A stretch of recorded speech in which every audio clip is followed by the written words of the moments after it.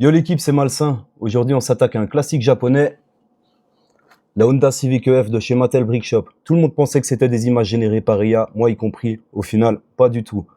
C'est la gamme Speed Series, concurrent direct de Lego Speed Champions. Je l'ai chopé pour 20 € sur Amazon Belgique. Et ensemble, on va voir si on le vaut vraiment le coup. Alors, elle est sous licence officielle Honda, c'est sympa. Donc c'est une Civic de 1990. Censée être japonaise vu le code châssis EF. Par contre, la teinte, ça suit pas. Ça ressemble à un Tahitian Green. Et c'est une teinte typique américaine. À première vue, ça devrait être une F9 VTEC vu le bombage du capot. Mais les clignots avant, ça matche pas non plus. Ils devraient venir vraiment au coin de pare-choc, comme sur la miniature ici d'ailleurs. C'est marrant parce qu'ils l'ont fait sur la miniature, mais pas sur la brique. Ça devrait vraiment englober le coin de pare-choc pour faire vraiment EF9. Globalement, c'est sympa. On passe de l'autre côté. C'est bien ce qui me semblait. Petit stickers DOHC VTEC, donc c'est bien censé être une EF9. Ici, elle a le petit kit déco qui lui donne vraiment un look Kanjozoku. Prête à rouler sur le loop, c'est sympa. Les jantes, c'est des TE37 Race, magnifique.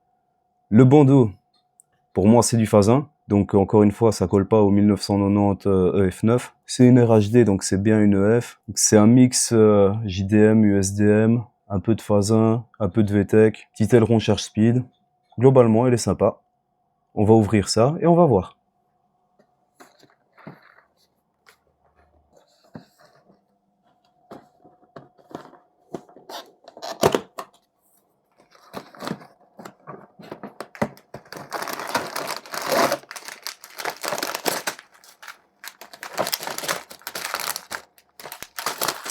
Les sachets sont numérotés.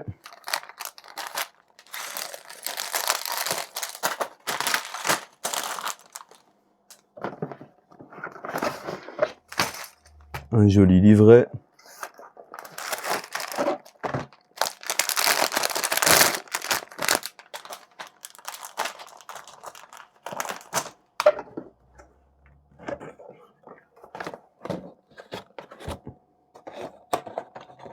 Et ceci sort d'une pièce. On a les roues, différentes jantes possibles. Et une petite Hot Wheels exclusive. Sympa.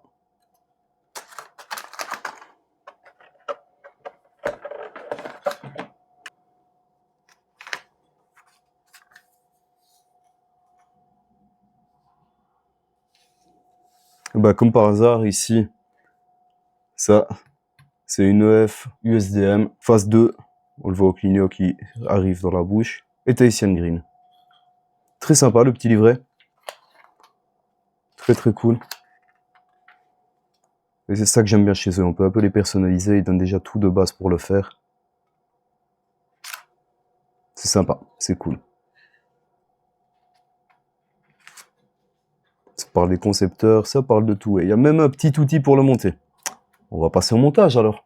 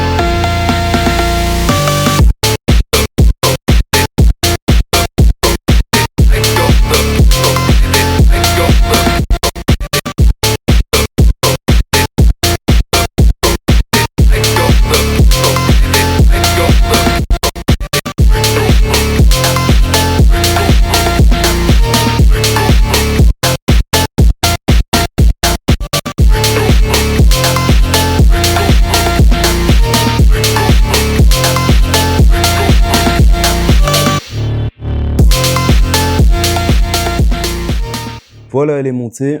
J'ai choisi de lui mettre les jantes 13 parce que je trouve que ça lui va magnifiquement bien. Le bronze avec le Tahitian Green, je trouve que ça match parfaitement. Pour 20 balles, ça vaut clairement la peine. Le prix normal, c'est 25 balles. Et même à ce prix-là, je trouve qu'elle vaut la peine. Pour la taille, elle est bien finie, je trouve. Ça vaut pas la série Elite, bien sûr, où là, on a le moteur qui est vraiment fait, le capot qui s'ouvre. C'est pas la même dimension, c'est pas le même prix, c'est normal. Mais je l'aime bien quand même. Des petits défauts qui font qu'elle ne matche pas vraiment avec la réalité. Comme j'ai dit, surtout les clignotants, ça c'est le plus important. Sur des VTEC d'office, il y a les clignotants englobants. Et c'est le seul vrai bémol, je trouve. Sinon, pour la dimension, le prix, elle donne vraiment bien. Elle paraît pas ridicule à côté de la NSX. Donc pour moi, c'est validé. Dites-moi si vous voulez que je teste la S2000 qui est dans la même gamme. Je peux vous faire la même vidéo dessus sans problème. N'hésitez pas à liker, à commenter et à suivre. À bientôt!